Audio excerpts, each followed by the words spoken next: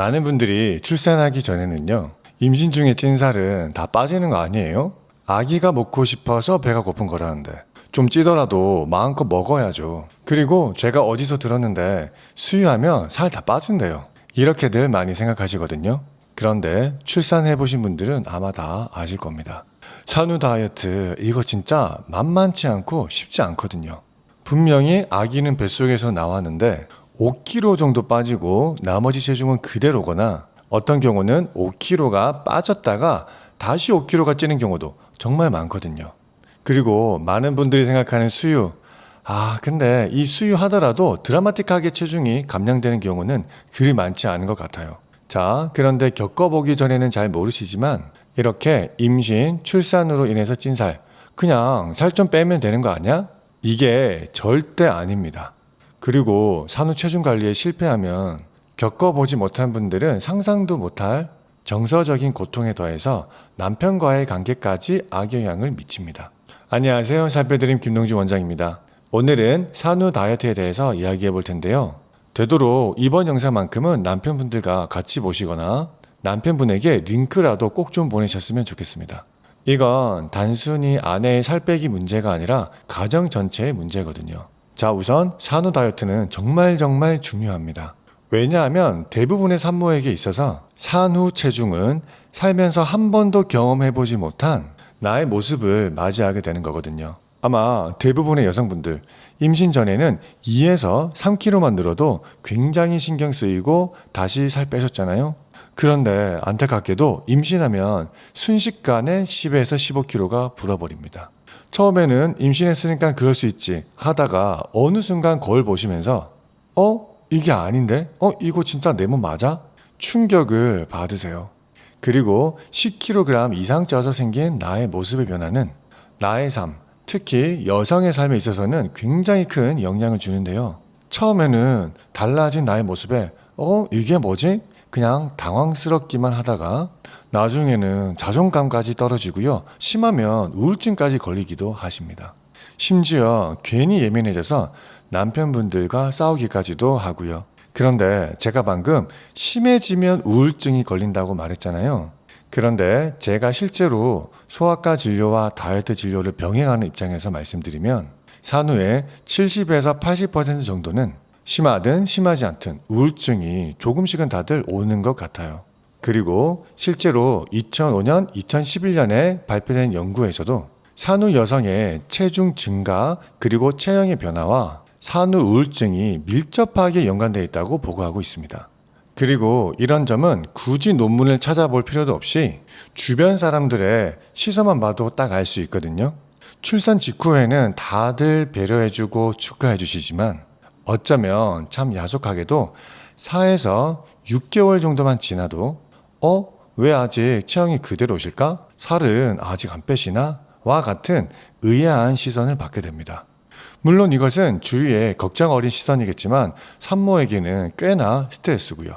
자, 이런 점 때문에 산후의 체중 관리 정말 중요한데요. 제가 여러분들께 첫 번째로 말씀드리고 싶은 점은 산후 다이어트 도대체 언제부터 시작해야 하느냐예요. 아이러니하게도 산후 다이어트는 산후에 시작하는 게 아닙니다. 임신 중부터 체중 감량은 아니지만 체중 관리는 시작하셔야 된다는 얘기죠. 아무리 임신 중이라도 체중이 너무 많이 느는 것은 좋지 않거든요.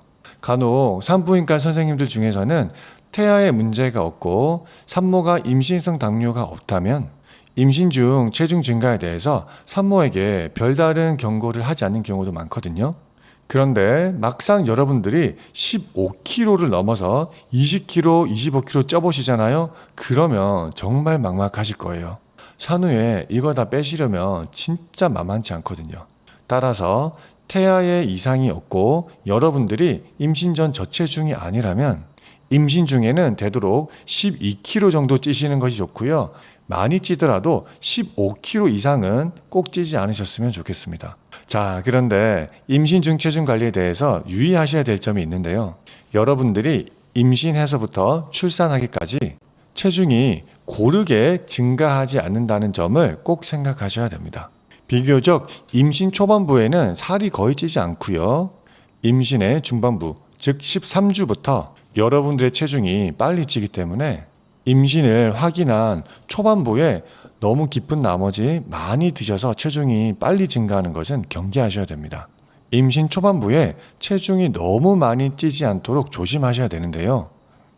왜냐하면 임신 초반부에 내 몸은 살이 많이 찌지 않을 몸이지만 주위에서 굉장히 많이 축하해주고 나조차도 아이가 들어섰다는 즐거움 때문에 별다른 경계 없이 많이 먹어버리는 경우가 생기거든요. 그리고 13주부터 시작되는 임신 중반부에는 살이 본래 잘 찌는데요. 그렇다 하더라도 너무 급격하게 체중이 증가되는 것은 좀 말리고 싶습니다. 자, 구체적인 수치를 말씀드리면 임신 초반부, 즉 12주차까지는 1에서 3kg 정도까지 찌시는 것이 좋고요. 13주부터 27주차까지는 한 달에 2kg 이상 너무 확 찌는 것은 피하셔야 됩니다. 이런 내용을 진료실에서 산모님들께 간혹 제가 말씀드리면 산모님과 같이 온 시어머니나 어머니들이 뭐라 말씀하시냐면요. 원장님, 우리 애 뱃속에 애가 있는데 많이 먹어야 애가 무럭무럭 자라죠. 이렇게 말씀하시거든요. 자, 그런데 우리 뱃속의 아이를 키우는 데는 단순히 많이 먹는 것이 전혀 중요하지 않고요. 균형 잡힌 식단을 챙기시는 것이 훨씬 유익합니다. 무작정 임신 중에 많이 드신 분들의 태아는 출산 후 태아에게 대사질환이 생길 가능성도 높아지거든요. 자, 그럼 임신 중에 체중 관리를 어떻게 해야 하는지 알려드릴게요. 핵심은 딱 두 가지입니다. 첫 번째는 태아에게 문제가 없다면 되도록 해오던 일상생활을 그대로 유지하시는 것이 좋습니다. 즉, 운동을 안 하셨던 분들이 갑자기 운동을 확 하지도 마시고요. 하던 운동이 있다면, 그리고 그것이 그렇게 격한 운동이 아니라면 그대로 유지하시는 것이 좋다는 얘기입니다. 그리고 여기서 또 하나 중요한 거, 직장 생활을 하시던 분이라면 되도록 그대로 유지하실 것을 저는 강력히 권해드려요.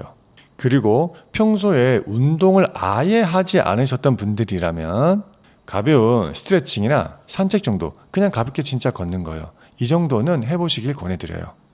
그리고 두 번째, 여러분들이 하셔야 될 것은 음식 섭취의 횟수를 제한하는 겁니다. 임신했다고 우리 아기가 좋아하는 거라고 너무 마음껏 드시지는 마시고요. 하루에 음식 섭취 횟수를 4회로 제한하는 것이 좋아요. 그리고 이 4회 중에서 2회 또는 3회는 일반식을 드시고요. 여러분들이 좋아하는 간식은 하루에 한 번 또는 2번 정도 드시는 것이 좋습니다. 제가 이렇게 말씀드리는 것이 임신 중에 살을 빼라는 것은 아니지만 여러분들이 임신 중이라면 임신 호르몬이 나오고 있는 상태거든요. 이 시기에는 섭취한 칼로리가 어마어마하지 않더라도 자주 먹기만 해도 엄청난 속도로 살이 찌게 됩니다. 따라서 여러분들이 좋아하는 음식, 임신 중이니까 충분히 드시되 너무 자주 먹지만 않았으면 좋겠습니다. 자, 본격적으로 산후에는 다이어트를 언제부터 시작해야 하고 어떻게 해야 하는지에 대해서는 제가 다음 영상에서 전부 알려드릴게요. 오늘도 좋은 하루 되시고요. 언제나 여러분들의 다이어트에 동참하는 김동준 원장 되겠습니다. 안녕.